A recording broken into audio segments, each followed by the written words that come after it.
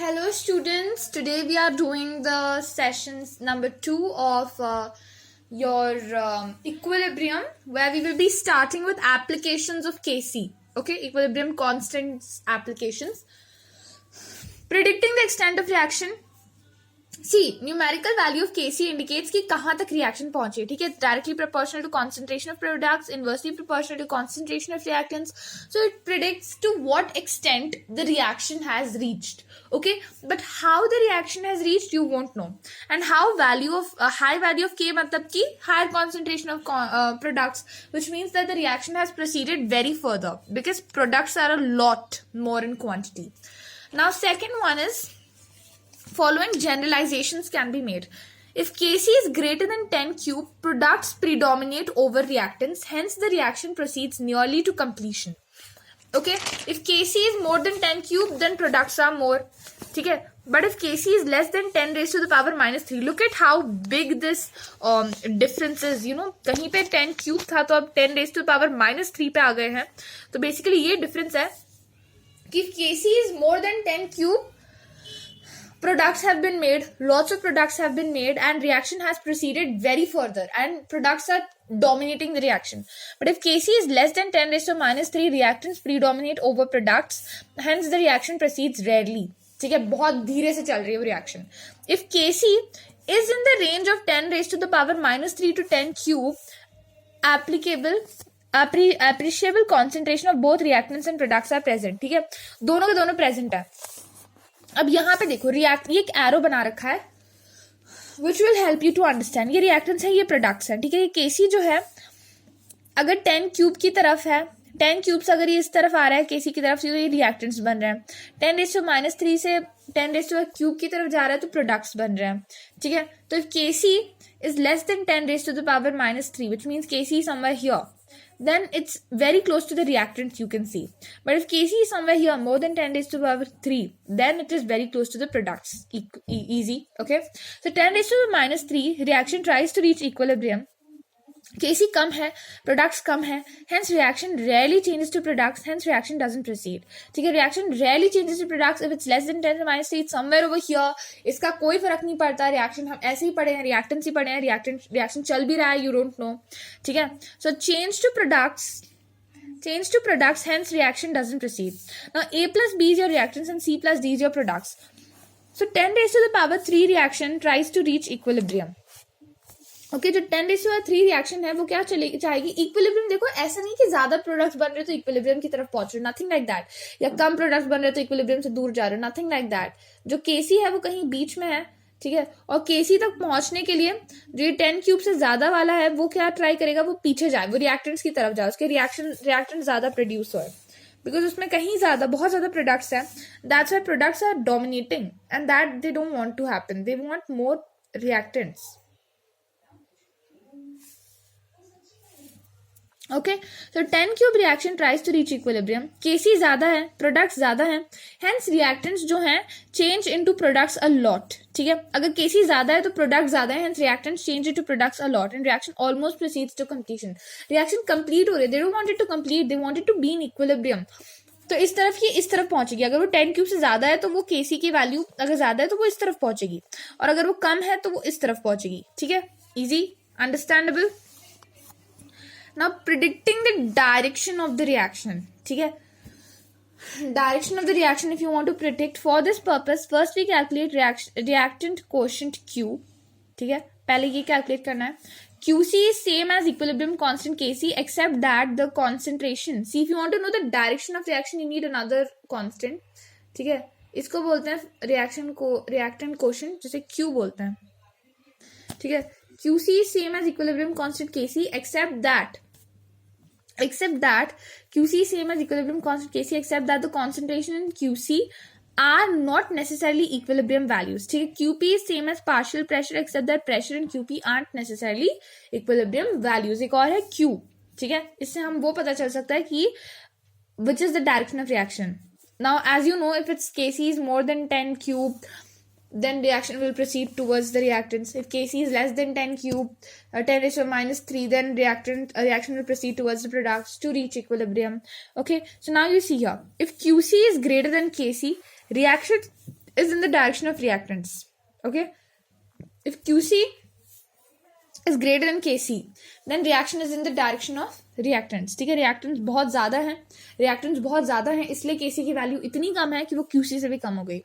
समझ आ रहा है? Reactants were inversely proportional to KC. Now इतने ज़्यादा reactants है उस इक्वेशन में, उस रिएक्शन में, कि उसकी वैल्यू जो है बहुत कम हो गई. 1/reactants is KC, right?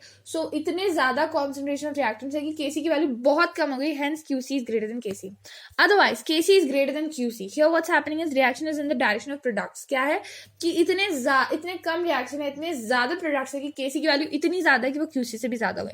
If they're equal reaction mixture is already in equilibrium. QC is your particular value, ये जनता की वैल्यू है, ये जो तुम्हारी वैल्यू बता रहा है. केसी जो है एलीट इक्विलिब्रियम की वैल्यू है. ठीक है, केसी इज एलीट, क्यूसी इज जनता. ठीक है, तो केसी जो एलीट की वैल्यू, इक्विलिब्रियम की वैल्यू बता रहा है बेटा, वो इक्विलिब्रियम अगर क्यूसी इक्विलिब्रियम से कम है, ठीक है, तुम्हारी पर्टिकुलर वैल्यू इक्विलिब्रियम से कम है, मतलब कि रिएक्टेंट्स बहुत ज़्यादा है, प्रोडक्ट्स बनने की ज़रूरत है. अगर तुम्हारी वैल्यू जो है इक्विलिब्रियम कांस्टेंट की वो क्यूसी से कहीं ज़्यादा है, तो मतलब इसका ये मतलब है कि तुम्हारे रिएक्शन जो है डायरेक्शन ऑफ प्रोडक्ट्स में है. केसी बहुत ज़्यादा है तो प्रोडक्ट्स बहुत ज़्यादा है. और and if they are equal then reaction mix is already in equilibrium. Here, look at this. Now, at this point, QC जो है, ये पर्टिकुलर QC इस तुम जहां पे हो इस वक्त, वो तुम्हारी QC तुम्हारी उस कंडीशन को बताता है. ठीक है, तो यहाँ पे QC क्या है, KC से कहीं ज्यादा कम है. तो इसका ये मतलब है कि रिएक्टेंट्स बहुत ज्यादा है. ये रिएक्टेंट्स है. ठीक है, ये रिएक्टेंट्स है. ये नोट्स मैं अवेलेबल करा दूंगी, अगर तुम्हें चाहिए तो please write down. Actually these are my hand written notes, NCERT notes. ठीक है, ये रिएक्टेंट्स है एंड QC जो है यहाँ पे है. ठीक है, KC से कहीं ज्यादा पीछे, बहुत पीछे, मतलब कि QC जो है बिल्कुल रिएक्टेंट्स की साइड पे भी. तो क्या करना पड़ेगा कि प्रोडक्ट्स की तरफ प्रोसीड करना पड़ेगा. और यहाँ पे जो है QC ये कहीं ज्यादा आगे है, मतलब KC से बहुत आगे है. तो यहाँ पे क्या है कि रिएक्टेंट्स की तरफ प्रोसीड करना पड़ेगा. ना calculating equilibrium concentration. Have a look at this. To know equilibrium concentration at equilibrium, following steps must be followed. Write the balanced equation for reaction. पहली बात, रिएक्शन की बैलेंस्ड इक्वेशन लिखो. ठीक है, अब आगे करते हैं. Under the equation make a list for each substance involved in the reaction. ठीक है, उसकी इनिशियल कॉन्सेंट्रेशन लिखो तुम, उसके बाद तुम उसके change in concentration going to equilibrium लिखो, इक्विलिब्रियम कॉन्सेंट्रेशन लिखो, सब कुछ लिखो. ठीक है, substitute equilibrium concentration to the equation for the reaction and solve for X. ठीक है, initial concentration of products will be taken as 0 and reactants का इनिशियल कॉन्सेंट्रेशन एक्स ले लो. ठीक है, और तुम एक्स के लिए सॉल्व करोगे. Calculate equilibrium concentration from value of x. ठीक है, आफ्टर अ पॉइंट क्या होगा, एक्स से कैलकुलेट करो. Check your result by substituting them in equation. ठीक है, whatsoever, this is how you do it. Factors affecting equilibria.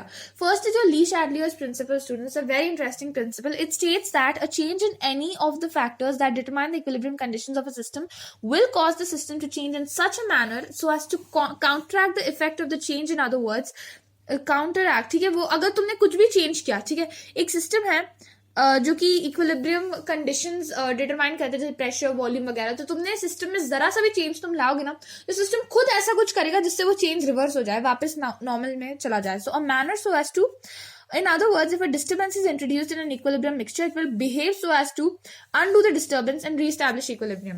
कौन नहीं चाहता कि उसके मार्क्स सबसे ज्यादा इक्वल रहे, मतलब एक इंसान जिसके मार्क्स बिल्कुल सही आ रहे हैं, ठीक है, वो बंदा अगर उसके मार्क्स अचानक से बहुत कम हो गए तो he will do anything to bring it back to the normal. ठीक है, तो इसी तरीके से इक्विलिब्रियम में यहाँ चल रहा है, अच्छा खासा वो इक्विलिब्रियम में स्टेबल है, उसकी लाइफ, जिंदगी स्टेबल है उस रिएक्शन की. देखो, I am referring to the reaction as a living reaction because reactions are living. If you ever read biology, you would know that a reaction, you don't know, ठीक है, reaction हमेशा living होते हैं क्योंकि कुछ हो रहा है. ठीक है, वो इक्विलिब्रियम रीच करने की कोशिश कर रहे हैं, they're trying their best to achieve something, so they are living. Okay, reactions are living. Calling them non-living is pure bullshit because reactions are living. Okay, this is what is written in my bio textbook as well. It is not like I'm behaving like a idiot or whatsoever. Okay, but reactions are living. This is one thing you must know. Okay, then factors, effect of change in concentration. If a reaction is at equilibrium and concentration of any reactant is increased, then the equilibrium will shift in the forward direction, while if concentration of any product is increased, then the reaction will shift in the backward direction. If the concentration of reactants and products are decreased, then the reverse happens. देखो क्या हो रहा है कि एक reaction है वो equilibrium पे है. देखो फैक्टर्स बता रहे हैं कि किस तरीके से वो रिएक्शन खुद को सेल्फ एडजस्ट करता है. ठीक है, अगर तुम्हारे 650 मार्क्स आ रहे हैं कॉन्स्टेंटली, ठीक है, अचानक से तुम्हारे 550 आ गए, तो you will do anything to go back to 650. ठीक है, और अगर तुम्हारे 720 आ गए तो बहुत ज्यादा टेंशन मिल रही है, तो तुम वापस कुछ ट्राई करोगे कि तुम 650 पे चल जाओ. ठीक है, although not many people will do it, but I am telling about equilibrium. ठीक है, तो अगर रिएक्टेंट इज इंक्रीज्ड, अगर तुम रिएक्टेंट बहुत ज्यादा इंक्रीज हो गया तो वो रिएक्शन फॉरवर्ड डायरेक्शन में प्रोसीड करेगा कि जिससे रिएक्टेंट जल्दी से कम हो जाए. ठीक है, तुमने देखा ना, अगर तुमने यहाँ पे रिएक्टेंट बहुत इंक्रीज कर दिया तो वो रिएक्शन क्या करेगा, जल्दी जल्दी जल्दी जल्दी वो चाहेगा कि जल्दी से हम फॉरवर्ड डायरेक्शन में जाए, प्रोडक्ट्स बनते रहे और रिएक्शन ऑटोमेटिकली वो रिएक्टेंट्स एडजस्ट हो जाए उनकी concentration. But if you increase products then reaction will shift in the backward direction. क्या होगा, वो पीछे की तरफ जाएगा, जिससे सारे उसके जो इतने एक्स्ट्रा प्रोडक्ट्स हो गए वो वापस नॉर्मलाइज हो जाए. ठीक है, if the concentration of reactant और product are decreased then the reverse happen. ठीक है, दोनों को तुमने डिक्रीज कर दिया, रिएक्टेंट को भी तुमने, देखो यहाँ इंक्रीज की बात करें, अगर तुमने रिएक्शन की प्रोडक्ट डिक्रीज कर दी, रिएक्टेंट बहुत कम कर दिए, तो क्या होगा, रिवर्स हो जाएगा. ठीक है, रिएक्टेंट कम कर दिया तुमने तो अगेन बैकवर्ड रिएक्शन शुरू हो जाएगा, जिससे रिएक्टेंट वापस बढ़ जाए. अगर तुमने प्रोडक्ट्स डिक्रीज कर दिया तो फॉरवर्ड रिएक्शन शुरू हो जाएगा, जिससे प्रोडक्ट्स बढ़ जाएंगे. कॉमन सेंस है कि वो इक्विलिब्रियम मिक्सचर क्या चाहता है कि सब कुछ जैसे पहले जैसा था वैसे ही हमेशा के लिए रहे. ठीक है, इफ द कॉन्सेंट्रेशन, ठीक है ये समझ आ गया. रिएक्टेंट बढ़ा दिया तो रिएक्टेंट खत्म करने के लिए जल्दी जल्दी प्रोडक्ट बनाएगा, hence forward direction, and vice versa. Product बढ़ा दिया तो प्रोडक्ट खत्म करने के लिए जल्दी जल्दी रिएक्टेंट बनाएगा, तो बैकवर्ड डायरेक्शन. समझ आ गया. Effect of change in pressure. Change in pressure occurs due to change in volume. ठीक है, प्रेशर हमेशा वॉल्यूम के चेंज से आता है. It will not have any effect if moles of reactants and products are the same when pressure is increased. ठीक है, Kp भी था तुम्हारा, याद है ना. When pressure is increased, reaction will shift in the direction having smaller number of moles and vice versa. यहाँ पे प्रेशर बहुत इंक्रीज किया तो कॉन्सेंट्रेशन भी इंक्रीज हो जाएगा, है ना. जैसे इस पिस्टन को उसने बंदे ने पुश किया तो क्या होगा कि कॉन्सेंट्रेशन भी बहुत ज्यादा इंक्रीज हो गया. ठीक है, प्रेशर इंक्रीज करने से कॉन्सेंट्रेशन ऑटोमेटिकली इंक्रीज हो गया. ठीक है, तो इससे क्या हुआ, it will shift to the direction में मोल्स आर लेस. हमेशा वो रिएक्शन चाहती है फ्री जगह में रहे, तो यहाँ पे बहुत ज्यादा मोल्स है, यहाँ पे बहुत ज्यादा कॉन्सेंट्रेशन है, प्रेशर भी बहुत ज्यादा है, तो क्या करेगा कि शिफ्ट करेगा जहां पे मोल्स कम है. ठीक है, समझ आ रहा है. So even when high pressure concentration high नहीं कर सकता. ठीक है, even high pressure concentration high नहीं कर सकता. ठीक है, it will shift to the direction that moles are less. ठीक है, तो CO2 plus 3H2 gives CH4 plus H2O gaseous reaction. In reaction C is solid, carbon is solid plus CO2 gaseous gives 2CO. When pressure is increased, reaction goes in reverse direction because number of moles of gas increase in forward direction. यहाँ पे देखो, यहाँ पे एक mole of gas है, यहाँ पे 2 moles है. ठीक है, अगर प्रेशर इंक्रीज कर दे तो रिएक्शन इमीडिएटली रिवर्स डायरेक्शन में जाएगा, जहाँ पे number of moles of gas increase in forward direction, तो यहाँ पे जहाँ पे मोल्स कम है वो उस तरफ जाएगा. ठीक है, So if reaction will shift in the direction having smaller number of moles and vice versa. देखो क्या हो रहा है कि the moment to increase the pressure, pressure से अकेले कोई फर्क नहीं पड़ रहा है, बट प्रेशर की वजह से वॉल्यूम चेंज होती है, जिसकी वजह से कॉन्सेंट्रेशन चेंज हो जाती है.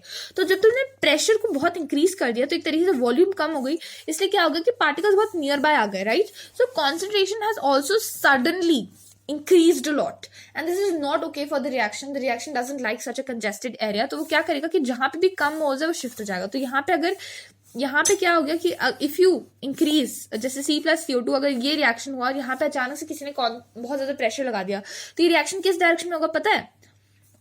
Then the reaction goes in reverse direction, will go in the direction of C plus CO2 because यहाँ पे एक मोल है, लाइफ चिल है, यहाँ पे ऑलरेडी ज्यादा मोल्स हैं, प्लस प्रेशर भी इंक्रीज कर दिया तो कॉन्सेंट्रेशन भी इंक्रीज हो गई, तो रिवर्स डायरेक्शन में फ्लो करने लगेगा, बैकवर्ड रिएक्शन बन जाएगा. ठीक है, सो सॉलिड एंड लिक्विड यहाँ पे क्योंकि फॉरवर्ड डायरेक्शन में already number of moles increase हो रहे हैं, तो this will automatically start flowing in the backward direction so that number of moles don't increase. Okay, now when pressure is increase reaction goes in reverse direction because number of moles of gas increase in forward direction. Now solids and liquids remain unaffected by pressure change. See solids and liquids को कोई फर्क नहीं पड़ता because solids and liquids की volume change नहीं होनी है. ये सबको पता है कि सॉलिड्स लिक्विड्स की वॉल्यूम हमेशा कॉन्स्टेंट रहती है, तो कोई फर्क नहीं पड़ने वाला उनको. ठीक है, as the volumes can not be changed. Easy peasy lemon squeezy. ठीक है, put a thumbs up, like this video right now if you find it easy peasy lemon squeezy. All right, Okay, let's do the third effect of inert gas addition. Now, if the volume is kept constant and inert gas such as argon is added, which doesn't take part in the reaction, the equilibrium remains undisturbed. बेटा अगर ऐसा कोई तुमने add कर दिया components जिसको reaction से ना कोई लेना ना कोई देना, ना वो इक्विलिब्रियम को बढ़ा रहा, ना वो प्रोडक्ट्स बढ़ाना, ना वो रिएक्टेंट्स बढ़ा रहा, वो कोई रिएक्शन नहीं कर रहा, तो उससे क्या फर्क पड़ने वाला है मिक्सचर को? कोई फर्क नहीं, घंटा फर्क पड़ेगा. It's because addition of an inert gas at constant volume doesn't change the partial pressure. अच्छा, read how they've written volume is kept constant. This is the trick here.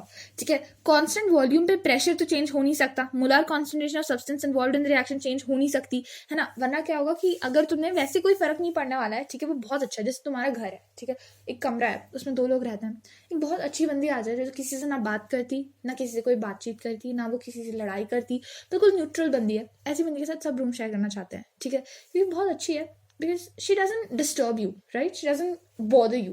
So same way, but क्या हो जाएगा कि immediately you will have to share your resources. अचानक से बहुत ज़्यादा concentration बढ़ जाएगी, लोग बढ़ जाएंगे. So that's why they are saying that if the volume is kept constant, which means कि pressure will not increase, concentration will not increase, then it will leave it unbothered. तो सिस्टम पे कोई effect नहीं पड़ेगा, वरना reverse हो जाएगी ना रिएक्शन. जहाँ पे मोल्स कम है उस डायरेक्शन में फ्लो करने लग जाएगी. The reaction quotient change only if the added gas is a reactant और a product involved in the reaction. And constant volume is very important here. Okay, now effect of catalyst. Adding a catalyst to a reaction at equilibrium has no effect on the position of equilibrium.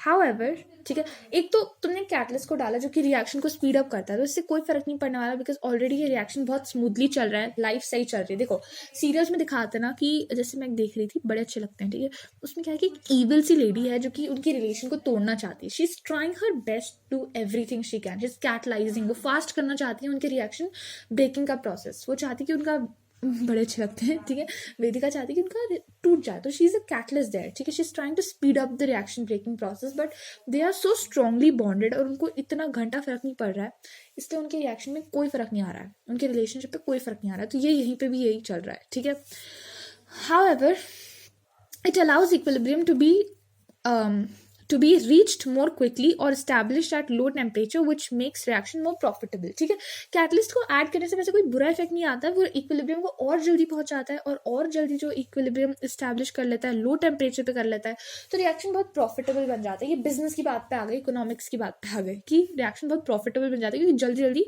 Equilibrium reach हो जाता है, कम temperature पे ही ज़्यादा जल्दी equilibrium reach हो जाता है. Next point is effect of temperature. चलो इसी से हम टेम्परेचर पे पहुंचे कि टेम्परेचर, लो टेम्परेचर की क्या सीन चल रहा है यहाँ, तो अब देखते हैं. ठीक है, Kp and Kc are constant at constant temperature but vary when temperature changes. Constant temperature भी वो constant है, पर जैसे ही टेम्परेचर चेंज होता है वो वेरी करने लग जाते हैं. ठीक है, जैसे H2 gas plus I2 gas gives 2HI which is also a gas. Delta H यहाँ पे -10.4 किलो जूल पर मोल है. अब delta H why is it negative, you must be wondering, तो मैंने अपने नोट्स में ये भी मेंशन किया है. ठीक है, एक तो ये एक्सोथर्मिक रिएक्शन है which is a forward reaction. ठीक है, क्या है ये? फॉरवर्ड रिएक्शन है. एक्सोथर्मिक रिएक्शन से ये फॉरवर्ड रिएक्शन है. समझ आ रहा है? It's an exothermic reaction, it's a forward reaction. ठीक है, समझ आ रहा है? यहाँ पे हीट रिलीज हो रही है, एक फॉरवर्ड रिएक्शन चल रहा है. ठीक है, forward reaction is exothermic, increasing the temperature decreases the value of the equilibrium constant, whereas when the forward reaction is endothermic, increasing the temperature increases the value of equilibrium constant. देखो समझो, यहाँ पे अगर रिएक्शन, फॉरवर्ड रिएक्शन अगर exothermic है, तो अगर तुम टेम्परेचर और इंक्रीज करोगे तो इक्विलिब्रियम की कांस्टेंट जो है वो डिक्रीज हो जाएगी. ठीक है, तुमने अगर टेम्परेचर और इंक्रीज, एक फॉरवर्ड रिएक्शन है, एक्सोथर्मिक रिएक्शन है, ठीक है, तुमने टेम्परेचर इंक्रीज कर दिया तो इक्विलिब्रियम कांस्टेंट जो है उसकी वैल्यू फॉल डाउन कर जाएगी, उसकी वैल्यू कम हो जाएगी. ठीक है, whereas अगर ये रिएक्शन एंडोथर्मिक है और फिर तुमने टेम्परेचर इंक्रीज किया तो इक्विलिब्रियम कांस्टेंट की वैल्यू भी इंक्रीज हो जाएगी. ठीक है, समझ आ गया? So delta H is positive during an endothermic reaction because over here what is happening is कि इक्विलिब्रियम कांस्टेंट की वैल्यू इंक्रीज हो रही है. ठीक है, फॉरवर्ड रिएक्शन है, और यहाँ पे delta H is negative during an exothermic reaction, exothermic forward reaction. ठीक है, यहाँ पे Kb Kc की वैल्यू कम हो रही है ना. If you increase the temperature, position of equilibrium will move in such a way as to reduce the temperature again. अगर तुमने टेम्परेचर को इंक्रीज किया तो क्या चाहेगा वो, ली शैटलियर प्रिंसिपल की वजह से जो है equilibrium will try to reduce the temperature again, जो था वहां पे ले जाने की कोशिश करेगा. तो it will do that bye favoring the reaction which absorbs heat. So according to Lee Chatelier, the position of equilibrium will move to left, backward reaction हो जाएगा, है ना. अच्छा, आप समझ आया. Less HI will be formed and equilibrium mixture will contain more unreacted. देखो, equilibrium constant जो है, it is directly proportional to your product concentration. So if you're going to increase the temperature, my dear students, if you're going to increase the temperature, then what will happen is कि वो ली शैटलियर principal जो है temperature decrease करना चाहेगा. ठीक है, अगर तुमने इंक्रीज किया टेम्परेचर तो क्या होगा, वो उस रिएक्शन को फेवर करेगा जो हीट को अब्जॉर्ब करता है. ठीक है, so if you are increasing the reaction it will favour, जैसे अगर, okay I will explain this to you properly. ये थोड़ा कंफ्यूजिंग पार्ट है, temperature is the only confusing part of this entire chapter. ठीक है, I will explain this to you nicely. Okay, now here we have a nice clean sheet.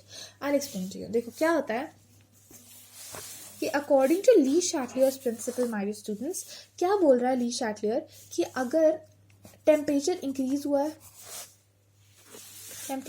अगर तुमने temperature को increase किया है तो ली शैटलियर क्या चाहेगा कि टेम्परेचर डिक्रीज हो जाए. अब डिक्रीज कैसे कर सकते हो, टेम्परेचर इंक्रीज हो. ली शैटलियर भगवान नहीं है. ठीक है, ली शैटलियर को तुम भगवान ना मानो, ये भगवान की तरह कुछ नहीं कर सकते हैं. ठीक है, तो ये क्या करेगा, टेम्परेचर डिक्रीज करने के लिए ऐसा प्रोसेस जो कि हीट अब्जॉर्ब करता है उसको फेवर करेगा. क्या चाहेगा, अगर टेम्परेचर तुमने इंक्रीज किया है, ठीक है, तुमने हीट डाली है, तो ये कोशिश करेगा कि ऐसा प्रोसेस जो कि हीट को अब्जॉर्ब करता है हो जाए. तो ये एंडोथर्मिक प्रोसेस की तरफ ध्यान देगा. देखो, अगर फॉरवर्ड रिएक्शन क्या है, एक्सोथर्मिक है. ठीक है, फॉरवर्ड रिएक्शन अगर तुम्हारा एक्सोथर्मिक है, इमीडिएटली क्या करेगा ली शैटलियर प्रिंसिपल, वो बोलेगा कि एक्सोथर्मिक है. देखो, फॉरवर्ड अगर एक्सोथर्मिक है तो बैक क्या होगा, एंडोथर्मिक. और फॉरवर्ड अगर एंडोथर्मिक है तो बैक क्या होगा, बैकवर्ड रिएक्शन क्या होगा, तब बैकवर्ड रिएक्शन होगा एक्सोथर्मिक. ये तुम समझ गए ना, फॉरवर्ड अगर एंडो है तो बैकवर्ड एक्सो. तो क्या करेगा कि अगर जैसे ही तुमने टेम्परेचर इंक्रीज किया, ली शैटलियर प्रिंसिपल के हिसाब से टेम्परेचर कम करने की कोशिश होगी.